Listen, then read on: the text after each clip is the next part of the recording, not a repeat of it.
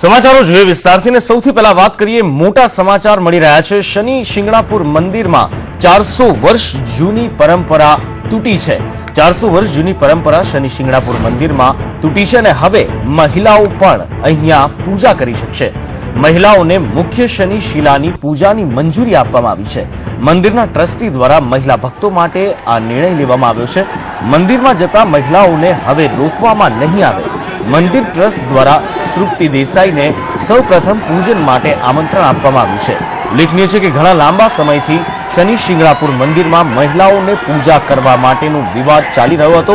આખરે આ વિવાદ હવે સમેટાઈ ગયો છે, જ્યારે ટ્રસ્ટીઓ દ્વારા આ 400 વર્ષ જૂની પરંપરાને તોડવામાં આવી છે અને હવે શનિ મહારાજની પૂજા મહિલાઓ પણ કરી શકશે। મહિલાઓને પણ હવે શનિ શિલાની નજીક જવા માટે પરવાનગી આપી દેવામાં આવી છે અને ટ્રસ્ટીઓ દ્વારા આ નવી પરંપરા એક શરૂ કરવામાં આવી છે કે મહિલાઓ પણ હવે શનિદેવની પૂજા કરી શકશે ને તેના માટે તૃપ્તિ દેસાઈને આ પૂજા માટે આમંત્રણ આપવામાં આવ્યું છે કે જેમણે આ સમગ્ર અભિયાન શરૂ કર્યું હતું।